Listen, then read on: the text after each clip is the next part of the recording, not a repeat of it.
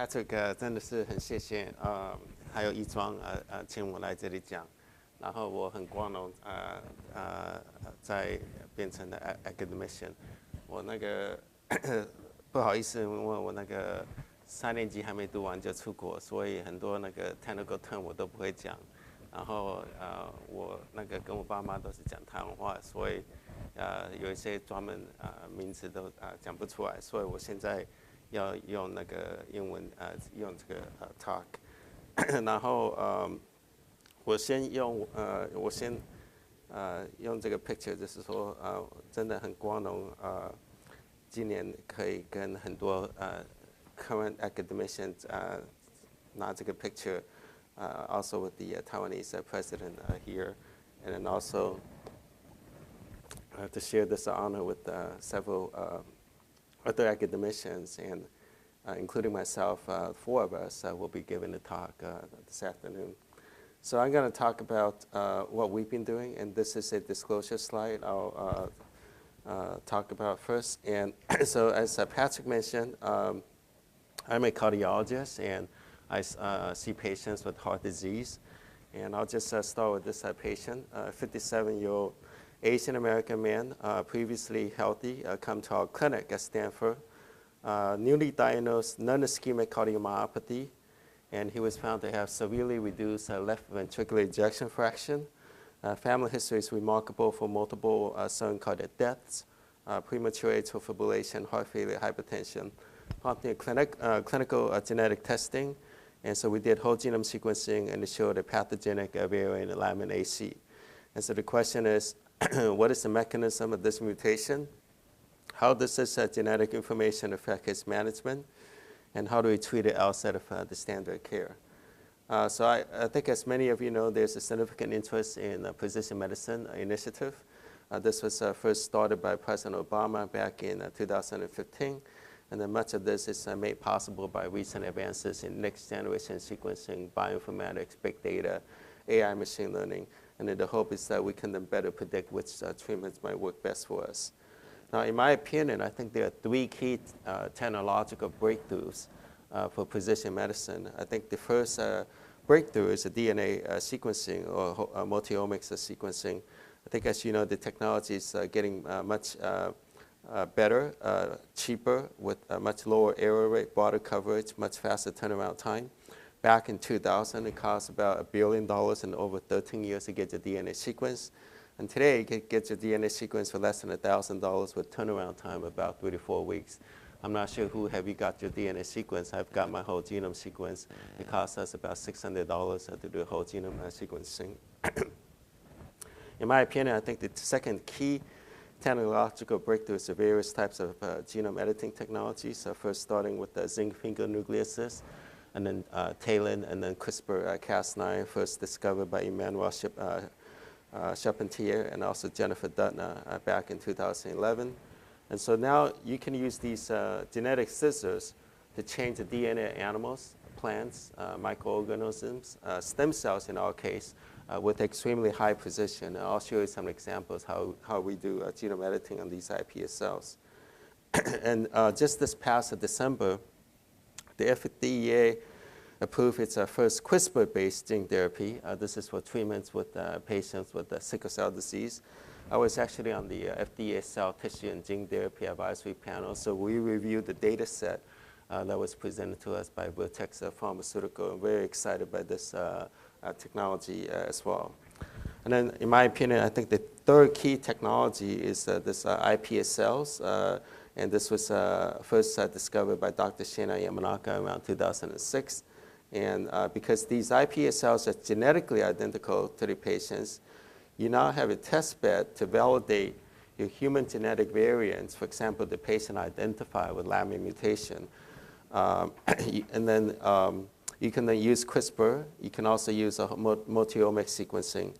And in addition, you can now take these iPS cells and differentiate into all cell types in the heart, for example, cardiomyocytes, cardiac fibroblasts, smooth muscle cells, endothelial cells, and cardiac pericytes. The big 5 cell types are in the heart. And showing here some of the papers that we published in which we kind of work out the differentiation protocol for each one of these cell types. And so this slide highlights the different differentiation protocols for cardiovascular subtypes. For example, you can differentiate iPS cells into mesoderm by GSK inhibition, into cardiac progenitor cells by Wnt inhibition. You can differentiate them into cardiomyocytes by Wnt activation, and then into cardiac fibroblasts by TGF-beta inhibition, into smooth muscle cells by PDGF activation, and also into endothelial cells by VEGF, as shown here. Now, all of these have been worked on in the past 20 years, and so not just for the heart, but for many other organs and tissues. Now, back in 2000, when I first started my lab at Stanford, we were taking human ear cells and differentiating them to cardiomyocytes. Back then, the efficiency was only about 1% to 2%. So 20 years later, you can now easily get cardiomyocytes that are 90% plus from anybody in this room. And that just shows you how fast the technology is evolving. So over the past 10 years, my lab at Stanford and also in collaboration with Greenstone Biosciences, we made iPS cells for more than 2,000 patients with different medical history, ethnicity, and sex. These lines are then linked to the medical information. We perform multi-omics sequencing to help us understand how human genetic variation impacts a drug response. We also work with the FDA on drug safety testing. And to date, we've also sent over 4,000 vials to more than 400 investigators, including many in Taiwan as well. So shown here are some examples of different cardiac diseases and also the genetic variants that we have at our biobank, and as well as rare orphan diseases and rare diseases, as well as their genetic variants. So this is our typical workflow. We recruit patients, generate the iPS cells, and then we generate, for example, we could generate their 2D micropattern human cardiomyocytes. We can also generate the 3D human cardiac organoids, as well as the 3D human engineered heart tissues. And again, we use this mostly for disease modeling and also for drug discovery. Now, in terms of deciding whether you want to go with 2D monolayer cells versus 3D engineered heart tissues, there are many trade-offs between the tissue maturation as well as the throughput. So for example, on this panel on the left, you'll see that for 2D cultures, this gives you high throughput, but it gives you lower maturation. Whereas 3D organoids and engineered heart tissues gives you higher maturation, but lower throughput. So you need to decide on the exact biological question that you're asking before you decide on whether to go with 2D versus 3D. At the same time, there are also many obstacles and opportunities for the postdocs and graduate students to overcome. So shown here on the right panel, this includes, for example, we still need to improve the vascularization and perfusion. We need to get better understanding of the genetic background and the cell line variability, the extracellular matrix mechanics, also the optimization of a universal cell type media shown here, the scalability for industrial applications, because we want to use this for large-scale drug development, drug screening, and also the integration with the organ-on-chip systems.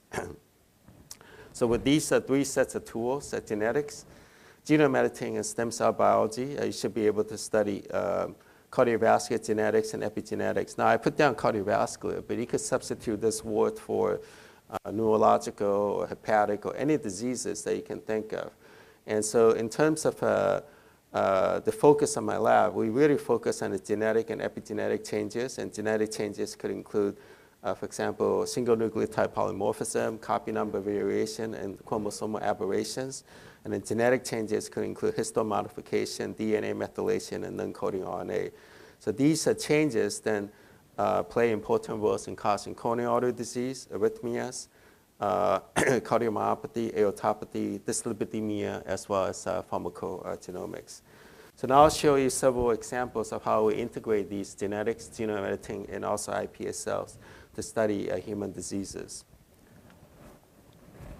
The first example is familial dilated cardiomyopathy.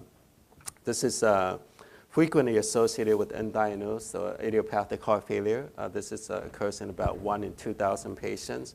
And this is also one of the earliest models of how we use iPS cells as an in vitro platform to study dilated cardiomyopathy and also for drug screening.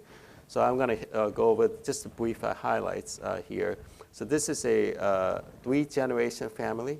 This boy here already had a heart transplant. The father, uncle, and grandmother, they all had dilated cardiomyopathy. So you know it runs in the family, it's genetics. And then we did a whole genome sequencing, the troponin T with arginine to tryptophan switch. And so what you do is you generate the iPS cell differentiated cardiomyocytes. You compare the difference between the disease versus the non-disease patients. And you work out the mechanism as shown here. And you also use this to treat with the drugs. In this case, we showed that metoprolol, this is a beta blocker, can be used to improve the function of these cells. And the metoprolol is actually used as one of the main medication that we give to patients with dilated cardiomyopathy. I want to show you another case. This is a large family with familial hypertrophic cardiomyopathy. This occurs in about 1 in 500 patients. You must have heard of patients who died in the football field, basketball court, playing soccer, playing baseball. This is what the cardiologists are looking for, and this is due to very thick muscles that cause cardiac arrhythmia in these patients. And for this particular family, the mother has the HCM, and then 8 kids. The 2 oldest are genotype positive, phenotype positive, and then kid number 3 and kid number 8 are genotype positive, but they have not expressed the phenotype, meaning cardiac arrhythmia, hypertrophy. And most likely because they were still young at that time.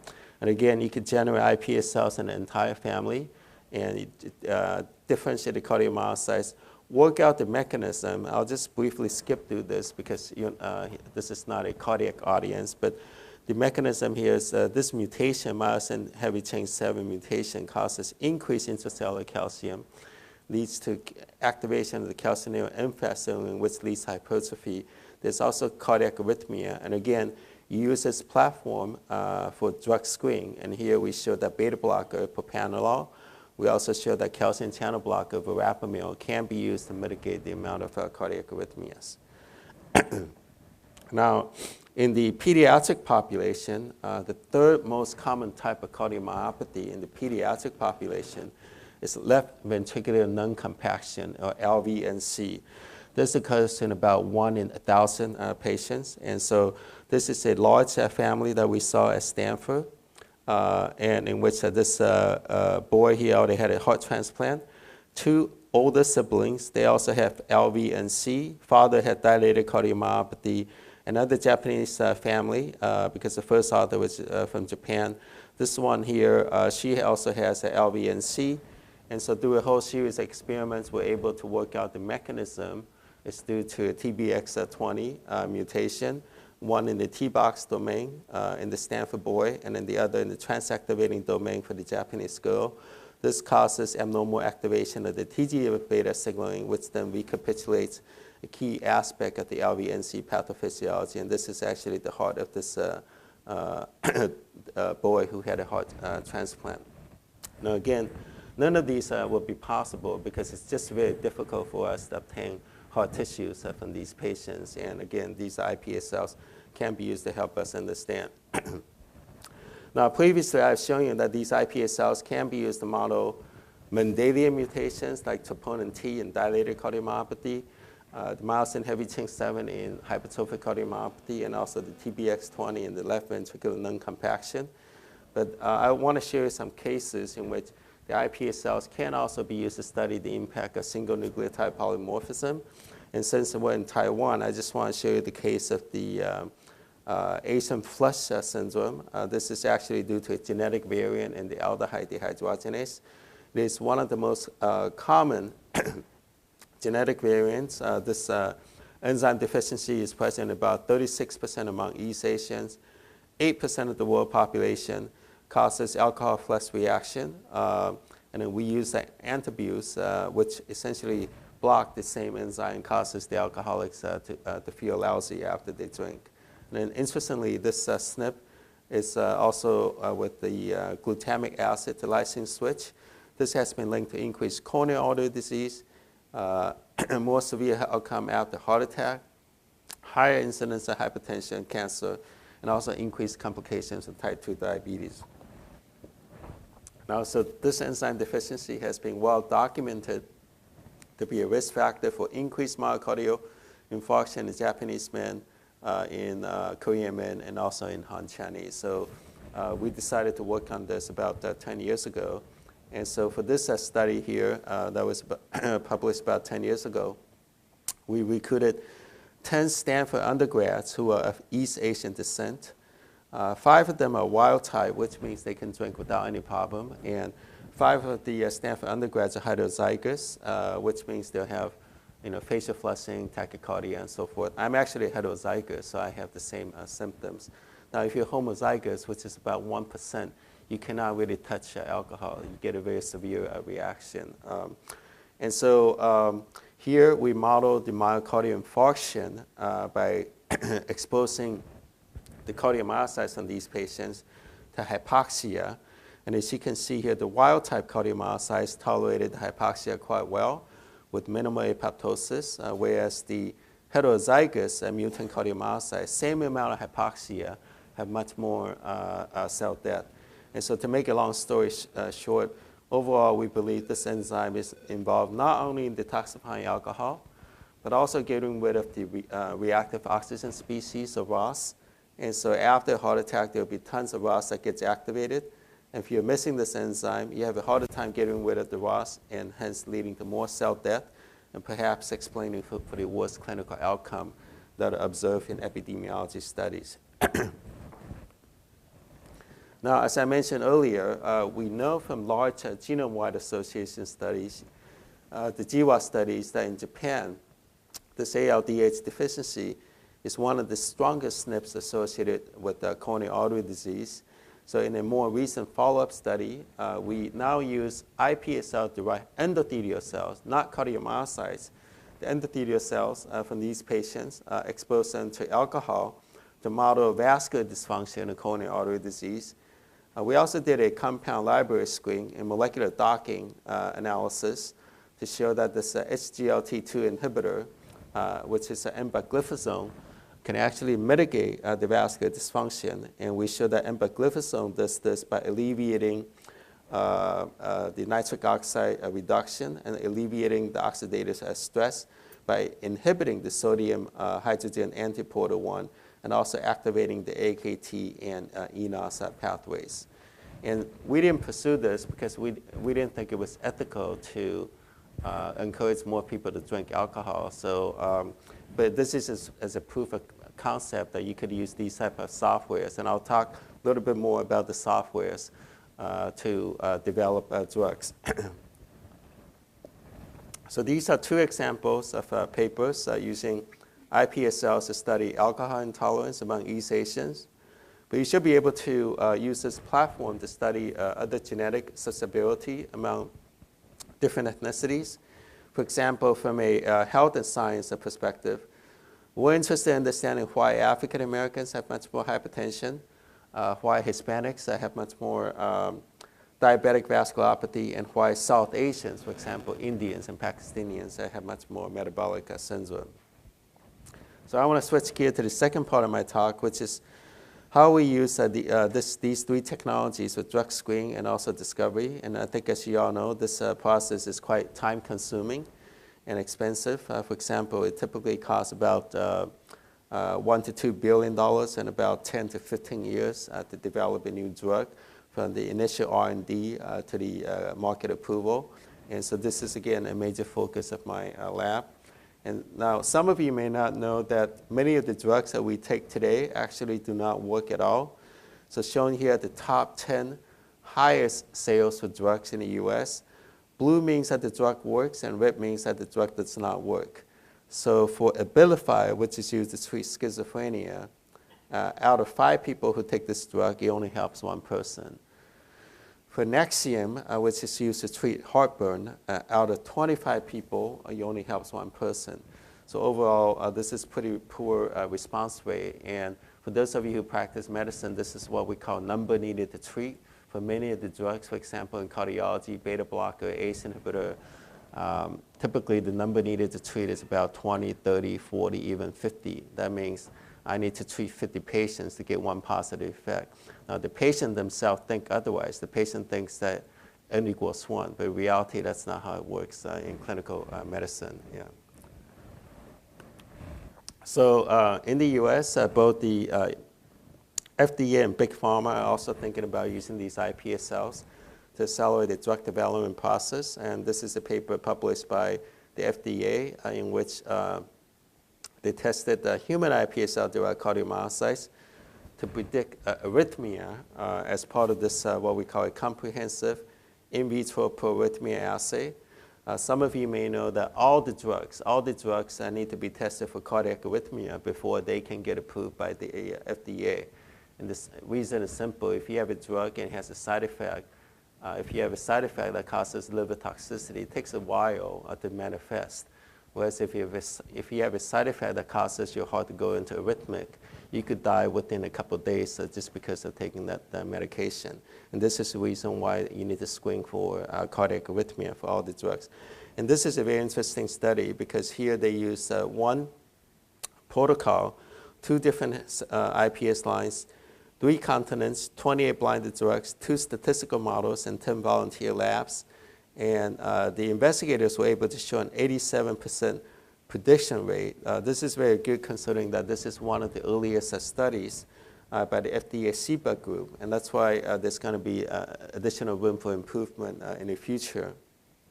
Now, in our lab, we've also been pushing that direction as well. This is a paper we published in 2016 that uses transcriptomic profiling of iPSL-derived cardiomyocyte to predict individual drug safety and efficacy responses in vitro.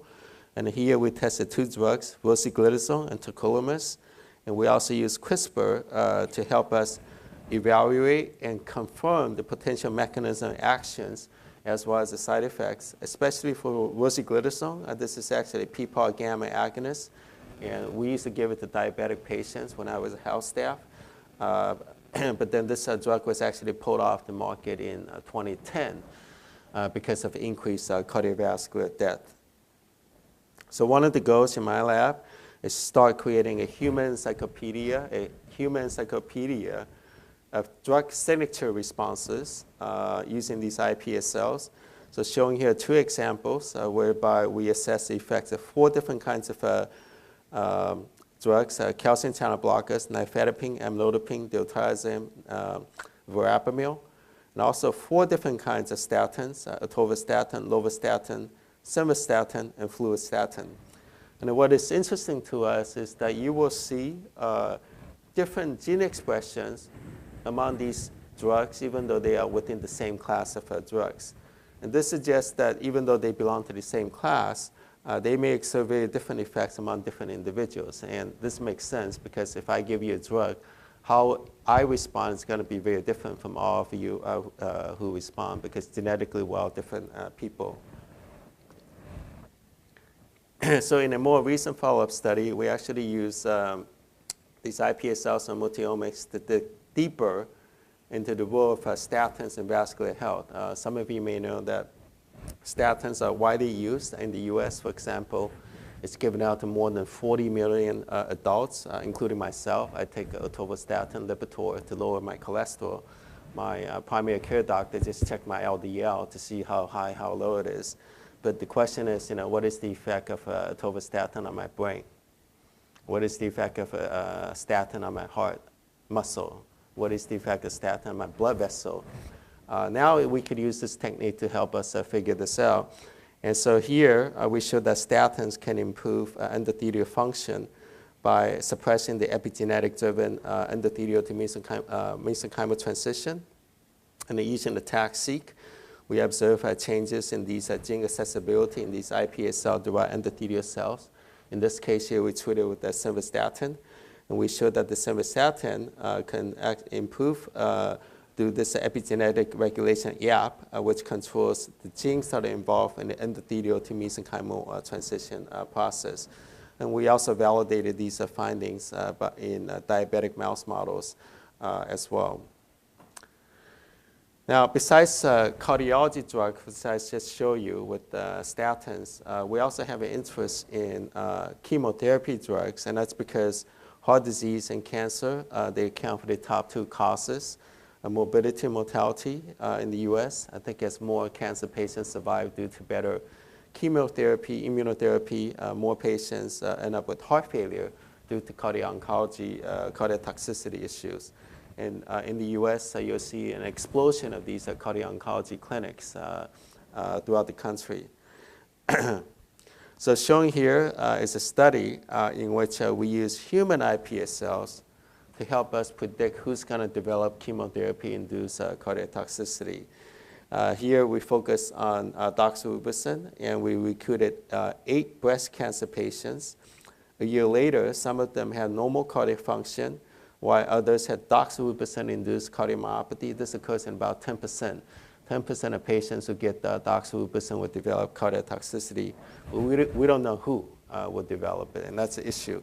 And so we generated the iPSC cardiomyocytes, exposed them to doxorubicin. We then set up these assays that we use to assess the cardiomyocytes. And here, as a proof of principle, we show that if we pick the patients appropriately, generate the iPS cells, these iPSC cardiomyocytes can be used to recapitulate or predict which patients are more susceptible to doxorubicin-induced cardiotoxicity. Now, besides doxorubicin, other popular chemotherapy drugs include tyrosine kinase inhibitors. This is also a very popular chemo. TKIs kill cancer cells by inhibiting the phosphorylation activity of hyperactive receptor tyrosine kinases. And then common TKIs you may have heard of include Gleevec and Sutent, which inhibit VEGFR2 and also PDGFRB in cancer cells. But they also cause cardiac toxicity because of the VEGF and PDGF are also important signaling pathways in cardiovascular development. And so in this study, we generated iPS cells from 13 patients, treated them with 21 most common TKIs as shown here. And then we came up with what we call a cardiac safety index that allows us to predict which TKI is cardiotoxic, which TKI is not. So our ultimate goal is to work with big pharma so that if you give me a drug, and by plugging it into this cardiac safety index based on what is the concentration that causes cells to have arrhythmia, what is the concentration that causes cells to die, and so forth, we can then help better predict whether the drug is cardiotoxic or not. So as you can see from these examples I just showed you, we're integrating iPS cell biology with various cellular, molecular, and functional readouts, and also multi-omics analysis to help us better understand the disease at a systems biology level. I think in the next few years, you'll see more examples of investigators using large-scale human iPS cell population to study different cell types. For example, take everybody in this room, generate your brain cells, expose them to some kind of drug, some kind of stress, and see what happens to your brain cells. In our case, we focus mostly on cardiomyocytes. And this will allow you to understand expression quantitative trait loci, EQTL, what are the variant, what are the genes that causes how we respond to drugs and so forth, and also to study genotype-phenotype relationships. So this is an example. We're working with FDA to study 200 patients, generate these cells, pool them together, 20 lines per cell village. This allows us to expedite the workflow, and then we can then expose them to an increasing dose of doxorubicin. As long as we know the DNA sequencing of each patient, we can then use single-cell RNA sequencing to help us deconvolute which point comes from which patient. And this allows us to dramatically increase the throughput of this approach. I think this approach is also more accurate than the traditional clinical GWAS studies because in the clinic, you're going to have a lot of variability how patients respond to drugs based on the access to healthcare, based on how old we are when we take the drug, based on our body mass index, and based on a whole bunch of other issues that may not due to genetics per se. And so this one right here takes out most of the socioeconomic factors and just purely focus on how genetics causes changes. And now keep in mind that this study here is focused on doxorubicin. You can use the same approach to study any drugs or any perturbation that you're interested for your basic research studies. So for the last part of my talk, I want to touch upon how we can then use these human iPS cells to implement this concept of a clinical trial in a dish. And here the concept is that we should be able to recruit patients like you, generate your differentiated cell types, test whether the drug works in you or not before we give you the drugs. And that way you have a higher chance of success rate for phase 1-2 clinical trials, decrease the cost, and accelerate the timeline of drug development. And on an individual person level, it's essentially the holy grail of precision medicine, right? And so this concept is timely because I think some of you may know the FDA Modernization Act 2.0. This was passed by both the Senate and the House December 2022. The law authorizes the FDA to use alternative testing platforms such as stem cells, organoids, and also in silico model. And for some drugs, to completely eliminate the requirement of animal testing before entering into clinical trials.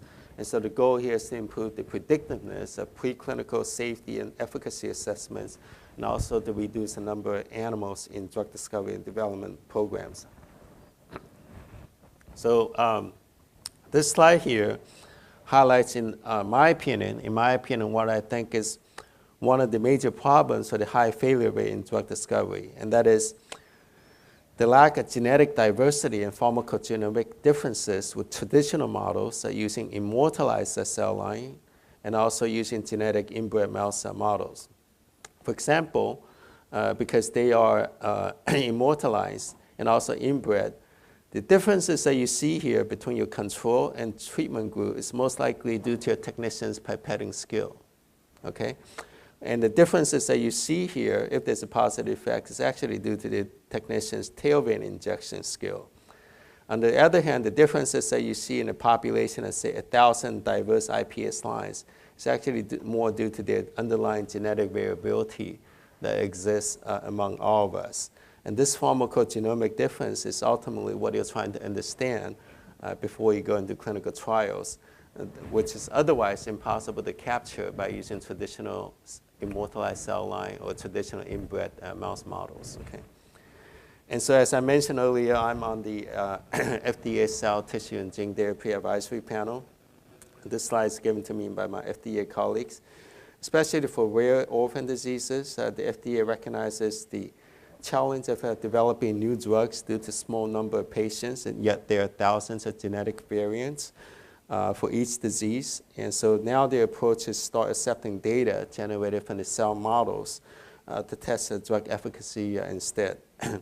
So as an example, for cystic fibrosis, the drug Calitico, made by Vertex Pharmaceuticals, initially approved for 10 genetic variants and now has been expanded to 24 more genetic variants.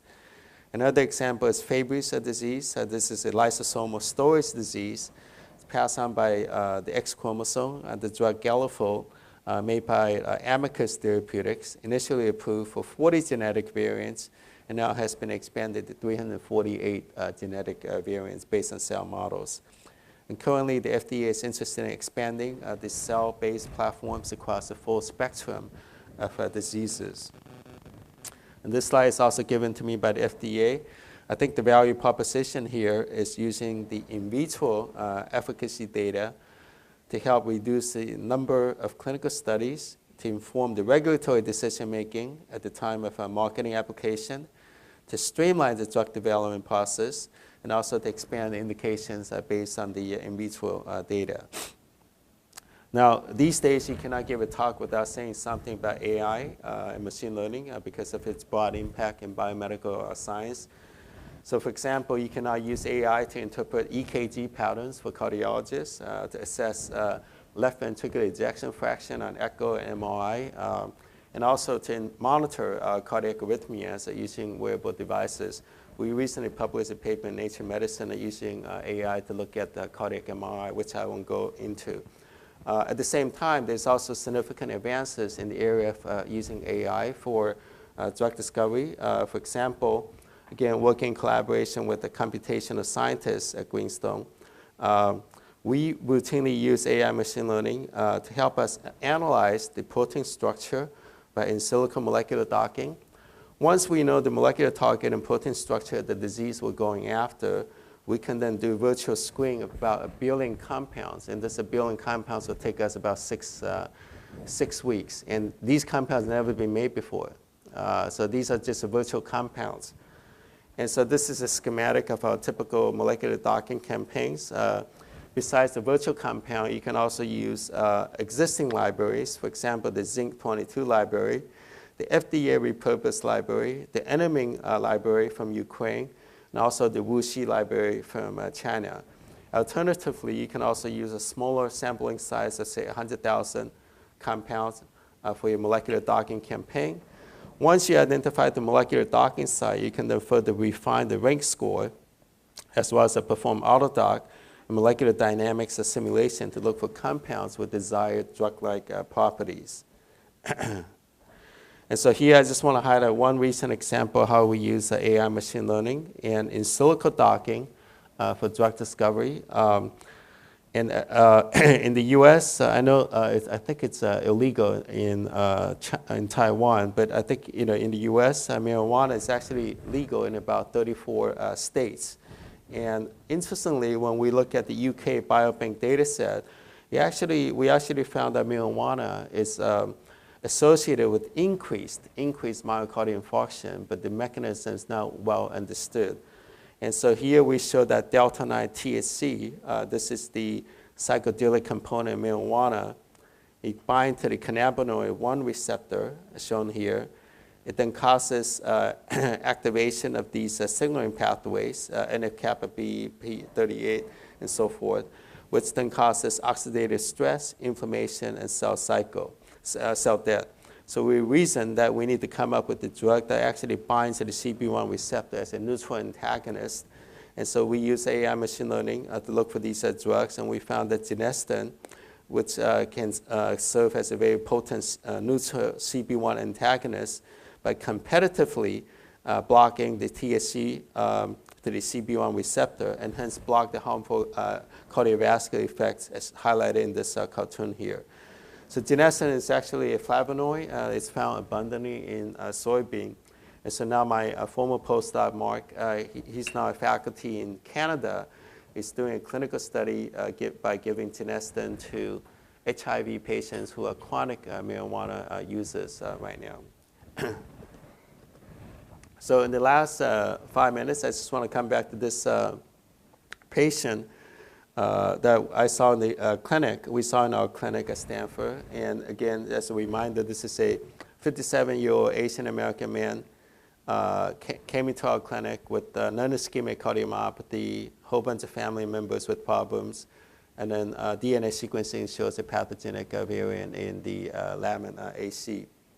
So it turns out the patient belongs to a large family cohort, as shown here, with Lamin AC frame shift mutation, and this leads to early termination of the Lamin. And Lamin cardiomyopathy accounts for about 10% of familial dilated cardiomyopathy, and the Lamin is a nuclear envelope protein. So if the Lamin gets mutated, then you end up with a lot of issues. And one example, not relevant to this particular mutation, for example, progeria, which is an early aging disease. Now, Lamin is also the second most common type of genetic cardiomyopathy after Titin mutation. And as you can see here in this cartoon, actually this family tree, many of the affected individuals had cardiomyopathy, atrial fibrillation, atrial ventricular block. 8 of them died from sudden cardiac death. And so here we figure out that the mechanism is actually due to a abnormal activation of the PDGF in the cardiomyocytes, which leads to abnormal cellular arrhythmia as well as the impaired contractility as shown in this cartoon. We also show that you can block the PDGF pathway with the PDGF inhibitor, quinolonide, at very low dosage, and this can be used to rescue the phenotype of these cells. However, quinolonide is not yet an FDA-approved drug, and actually we look into it. It's Pfizer had the drug. They didn't pursue it. They used it as a chemotherapy drug, but they didn't pursue it. It was licensed by a company called AirRock. and ARAC is located in Texas. They're in phase 3 trial for ALL, AML. So they didn't want to give us a drug for a cardiac therapy. So that's why we didn't pursue using quinoline. But at the same time, we also noticed that many of these Lamin patients with the same family, they also develop early onset hypertension at age 30s and 40s. And so we're quite puzzled because typically if you have bad heart, your blood pressure is low, not high.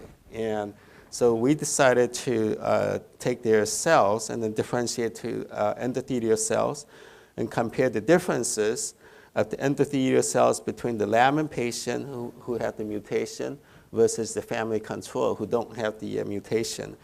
And then here, to make a long story short, we identify KRF2 as a transcription factor that is responsible for the endothelial dysfunction. We use an FDA-approved drug library screen now, and then we show that lovastatin can be used to activate the KRF2 and rescue the endothelial dysfunction. And in contrast to quinoline, lovastatin is an FDA-approved drug, and hence the title here is a clinical trial in a dish, and how lovastatin can be used to improve the vascular dysfunction. And so the Lamin patients whom we tested their cells were given lovastatin treatment daily, even though their cholesterol is fine. We're not treating for cholesterol, we're treating for vascular dysfunction. And the clinical data is shown here. We use an EndoPAT, which is a machine that can measure flow-mediated dilatation during reactive hyperemia. Essentially, if you occlude the blood pressure, you occlude your arm for about 5 minutes and you release it and you see how fast the blood flow come back. As you can see here, this is a Lamin patient, very young, but however started with a poor index of 0.48. Normal patients 1.67 and above. And after 6 months of lovastatin treatment, it improved to 1.06. So I think this is what we call a clear example of clinical trial in a dish, whereby we first identify a large family with Lamin mutation. We elucidated the mechanism of the vascular dysfunction. We then screened for a panel of FDA-approved drugs using patient-specific iPS cells. And we then showed that the lovastatin can be used to improve the cellular phenotype by enhancing the KRF2 pathway. We then confirmed these in vitro findings in the actual patients themselves by using EndoPAT to show functional improvement after 6 months of lovastatin treatment. So this is my last slide. I hope I have shown you the framework of how there may be a paradigm shift in the future involving these patient-specific iPS cells to help us better understand first the mechanisms of action, of the mechanisms of disease. The biological data here can then be converted into digital data with multi-omics sequencing. These digital data can then be fed into the AI machine learning softwares for your molecular docking, molecular dynamic simulation, and ADMET predictions. The lead compound can then be tested that you design, can then be tested on the patient iPS cell that have the desired phenotypes that you designed the drug for, and hence completing this loop of a clinical trial in a dish. And the ultimate goal is to decrease the cost of drug development, shorten the timeline, and develop therapeutics that are much more efficacious and safer for our patients, which is really the holy grail of precision medicine. So this concludes my talk. I want to acknowledge the postdocs, the graduate students, instructors, collaborators, and some of my former trainees whose work I highlighted in my talk. I also want to thank funding support from the NIH, AHA, Chan Zuckerberg, FDA, in collaboration with Greenstone Biosciences. And then lastly, if you're interested in any one of the cell lines I just described, you're welcome to contact Greenstone Biosciences. They actually provide these cell lines free of cost to academia. And we hope this will encourage more people to use this powerful platform to study human diseases and to come up with treatments that can benefit our patients. And this is really the goal for me as a physician scientist, to come up with treatment that can benefit patients. And so again, these cell lines are provided free of cost. And thank you again, and I'll be happy to take any questions. Yeah.